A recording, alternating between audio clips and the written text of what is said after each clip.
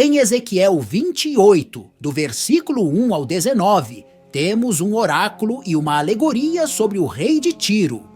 No oráculo, o Senhor envia uma mensagem ao rei de Tiro através de Ezequiel. O coração do rei de Tiro se elevara, e ele se considerava um Deus-rei e julgava-se mais sábio que Daniel, porque enriqueceu devido às suas habilidades empresariais no comércio.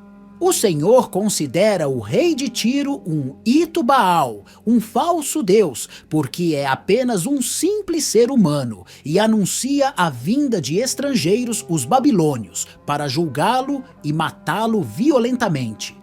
Já na alegoria, que é uma narrativa que extrapola significados literais, o Senhor faz uma lamentação, um cântico fúnebre sobre o rei de Tiro. Ele era perfeito, repleto de sabedoria e adornado com pedras preciosas, mas seu coração criou orgulho, corrompeu-se no comércio injusto e pecou diante do Senhor. A queda do rei é comparada à expulsão de um querubim do Éden, culminando em sua destruição permanente e espanto entre as nações. Essa passagem apresenta a relação entre pecado e orgulho. O orgulho pode ser positivo ou negativo. O orgulho positivo serve ao bem de si e ao das pessoas, perante o Senhor.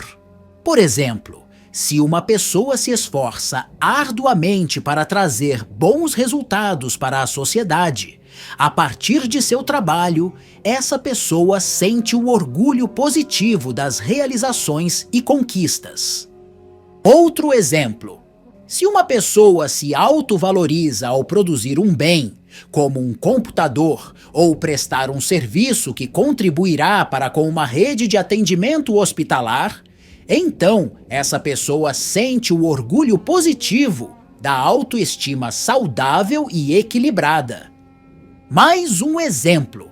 Se uma pessoa faz parte da fé cristã e contribui para fortalecer a identidade e promover a unidade da igreja e do corpo de Cristo, essa pessoa sente o orgulho coletivo.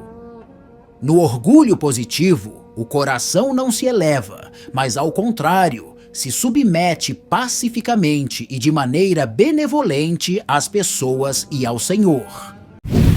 Antes de prosseguirmos, quero pedir para você que nos acompanha que se inscreva no canal e deixe seu like, porque assim o YouTube entende que o conteúdo é importante e recomendará os episódios para outras pessoas que também se interessam e precisam da palavra do Senhor. Além disso, você ajudará o canal a crescer, ok? Já o orgulho negativo é maligno aos olhos do Senhor. Um exemplo de orgulho negativo é a arrogância, que é o sentimento de estima excessiva. A pessoa se julga mais do que ela realmente é, e por isso sente-se superior às demais. O rei de Tiro foi arrogante. Ele se julgou mais que um simples ser humano, pois se pensou como um Deus-rei, que era superior ao próprio Senhor e superior a todos os humanos por crer que suas habilidades comerciais superavam as de qualquer outra pessoa. Outro exemplo, a falta de humildade. Ela é um orgulho negativo porque a pessoa considera que suas capacidades estão além do que elas realmente são. O rei de Tiro se pensou um Deus-rei por ter utilizado sua capacidade empresarial no comércio para enriquecer. Ele se esqueceu que sua sabedoria vinha exclusivamente do Senhor. Da falta de humildade nasce a iniquidade, que significa que a pessoa vive a realidade como ela não deveria ser. Mais um exemplo, a comparação destrutiva. Nesse orgulho negativo, a pessoa sente que deve se avaliar comparativamente, não para cooperar, mas para competir e vencer. Nesta comparação, a pessoa se esquece de quem ela realmente é e se prejudica, aniquilando-se através de sentimentos negativos e mesmo da morte. O rei de Tiro se esqueceu de que era um simples ser humano. E ao se comparar com o Senhor, semeou a sua própria destruição nas mãos dos babilônios. Outro exemplo, o isolamento social. Uma pessoa pode se isolar socialmente por sentir-se superior ou inferior às demais. Esse sentimento impede que essa pessoa edifique relacionamentos significativos, pois inibe a convivência saudável e a possibilidade de a pessoa reconhecer seus erros e pedir ajuda se necessário. O rei de Tiro se isolou socialmente, principalmente dos planos do Senhor para aquela cidade-estado fenícia. Ele não reconheceu o erro em seu coração perante o Senhor, e muito menos pediu ajuda ou conselho ou orientação ao Senhor enquanto enriquecia. Amou ao dinheiro, isolou-se do amor do Senhor. O isolamento social lhe atraiu a morte permanente. Este ensinamento é precioso para a nossa contemporaneidade. Que tipo de orgulho procede do seu coração? O orgulho positivo, que cria desígnios do bem perante o Senhor? Ou o orgulho negativo, que cria maus desígnios aos olhos do Senhor? Você se orgulha em produzir bens e serviços que sirvam à humanidade? Você se orgulha de servir ao reino do Senhor? Ou você se orgulha em acumular riquezas materiais? Você se orgulha por ter ganho para o Senhor aquela alma por quem você vem orando e jejuando há meses ou anos? Ou você se orgulha por se julgar uma pessoa salva, portanto supostamente superior às demais? Você se orgulha por partilhar tudo o que sabe e por aprender cada vez mais, ouvindo as pessoas à sua volta?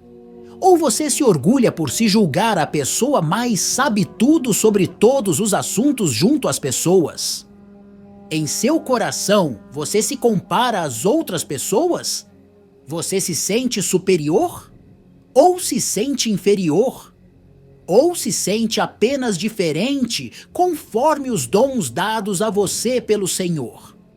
Você é capaz de reconhecer seus erros e pedir ajuda ou conselho ou orientação ao Senhor e às pessoas quando necessário? O que o seu coração lhe diz sobre o orgulho? Como cristãos genuínos, devemos seguir o exemplo de Cristo. E ele demonstrou o orgulho positivo. Por exemplo, ele é humilde de coração. Ele disse no Getsemane: Pai, se queres, afasta de mim este cálice. Contudo, não se faça a minha vontade, e sim a tua. Se Cristo fosse arrogante, ele teria dito: Pai, se não afastar este cálice de mim, eu farei a minha vontade. Consequentemente, Jesus não teria se sacrificado para nos resgatar do pecado. E nós não teríamos a possibilidade de salvação contra o pecado. Portanto, se Cristo não é arrogante, nós cristãos também não devemos ser arrogantes. Você consegue imaginar Cristo se isolando socialmente de cegos, coxos, leprosos, enfermos, pobres e pecadores? Exceto quando esteve no deserto ou em momentos de oração, Cristo não viveu e nem vive em isolamento social. Nós também não devemos viver isolados das pessoas e do Senhor, e nem de quem necessita do Senhor. Cristo não se comparou a ninguém. Aliás, ele fez questão de enfatizar a sua identidade em momentos de questionamento e disse: Eu lhes digo a verdade, antes de Abraão nascer, eu sou. Jesus é o Cristo, o único e suficiente Salvador. Nós cristãos não devemos nos comparar a ninguém, devemos seguir o exemplo de Jesus e crer nele como o Cristo e sermos quem somos em Cristo. Ele não nos formou para nos compararmos aos outros, mas para servirmos ao reino a partir de nossos próprios dons. Se nos comparamos, deixamos de cumprir a nossa missão. Cristo se orgulhou de sua realização. Ele disse: Ninguém tem amor maior do que este, de alguém dar a própria vida em favor de seus amigos. Ele nos considera como amigos e se orgulha por ter dado sua vida a nosso favor, para nos libertar do pecado.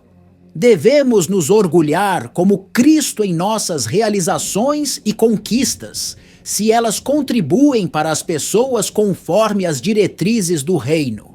Cristo se orgulhou coletivamente ao promover a nossa unidade no Senhor. Ele disse: Não rogo somente por estes, mas também por aqueles que vierem a crer em mim por intermédio da sua palavra, a fim de que todos sejam um. E como és tu, ó Pai, em mim e eu em ti, também sejam eles em nós, para que o mundo creia que tu me enviaste. Devemos nos orgulhar coletivamente em Cristo, enquanto corpo e igreja de Cristo. Devemos estar em unidade com o Pai, o Filho e o Espírito Santo. Estar em unidade também quer dizer não pecar. Não devemos pecar. Devemos evitar o pecado, resistindo às tentações. Qual orgulho o seu coração tem edificado? Pense sobre isso. Que a graça e a paz do nosso Senhor Jesus, o Cristo, seja sempre contigo.